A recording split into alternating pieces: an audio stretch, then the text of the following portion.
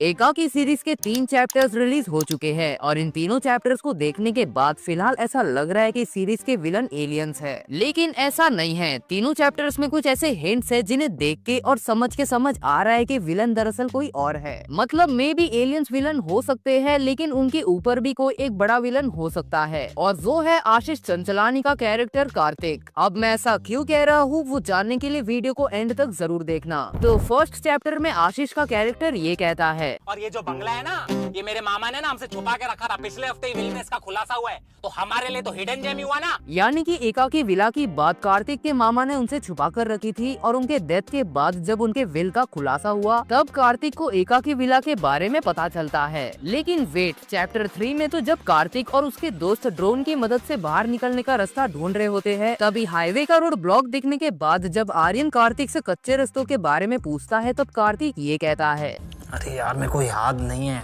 मामा ने बताया था ये रास्ते पे एक्चुअली 2-3 कच्चे रास्ते। बट चैप्टर 1 में तो आशीष ने खुद कहा था कि उसके मामा ने उनसे विला की बात छुपाई थी। उनके डेथ के बाद जब उनके विल का खुलासा हुआ तब इस विला के बारे में पता चला था। वेल, ऐसा हो सकता है कि चैप्टर 1 में आशीष ने यहाँ झूठ बोला था, उसे पहले से इस विला के बारे में पता था एंड इस विला के बारे में वो उसके मामा से पहले भी बात कर चुका है। यहाँ हो सकता है कि कार्तिक जानबूझ के अपने दोस्तों को मैनिपुलेट करके अंबोरा लाया है ताकि वो उन्हें ट्रैप में फंसा सके, और इनडायरेक्टली ड्रोन की मदद से कार्तिक सबको बता भी रहा है कि अब यहाँ से बाहर निकलने का रास्ता कोई है ही नहीं, यानी कि तुम सब लोग यहाँ फंस चुके हो। जिसके बाद चैप्टर 2 में जब किचन में आर्यन को ये कुल्हाड़ी मिलती है तब कार्तिक उस बात को टाल देता है और वो कुल्हाड़ी वापस वहाँ रख देता है। अब कार्तिक का यहाँ कुछ रिएक्शन ना आना थोड़ा सरप्राइजिंग तो है।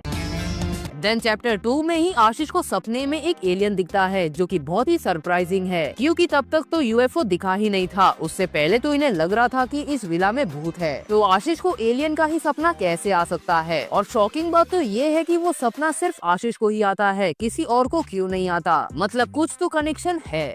देन थर्ड चैप्टर के स्टार्टिंग में जब कार्तिक और उसके दोस्त यूएफओ देख रहे होते हैं तब आर्यन करण से फोन मांगता है ताकि वो गंदी क्वालिटी में यूएफओ का वीडियो रिकॉर्ड कर सके, जिससे वीडियो रियल लगेगी ना कि वीएफएक्स वाली। अब यहाँ पर आशीष का कैरेक्टर थोड़ा अजीब सा लुक देता है, आई डोंट नो व्हाई। करण, बात को समझ, तेरे भंगार फोन से रिकॉर्ड करूंगा तो घटिया क्वालिटी में वीडियो रिकॉर्ड होगा और 90% दुनिया के यूएफओ वीडियोस घटिया क्वालिटी में रहते हैं, तभी तो लोग विश्वास करते हैं। जिसके बाद जब कार्तिक और आर्यन प्रायोरिटी लिस्ट निकाल रहे होते हैं तब यहाँ पर हमें कार्तिक की स्ट्रेंथ मैनिपुलेटिव देखने मिलती है, यानी कि कार्तिक किसी को भी अपनी बातों में आसानी से ला सकता है और इस स्ट्रेंथ की मदद से ही वो अपने दोस्तों को यहाँ लाया होगा। देन उसी सीन में कार्तिक जशु को काट के खाने की और तनी को बलि चढ़ाने की भी बात करता है। अब भले ही इस सीन में कॉमेडी थी, लेकिन सुनने में थोड़ा तो वियर्ड लगता है।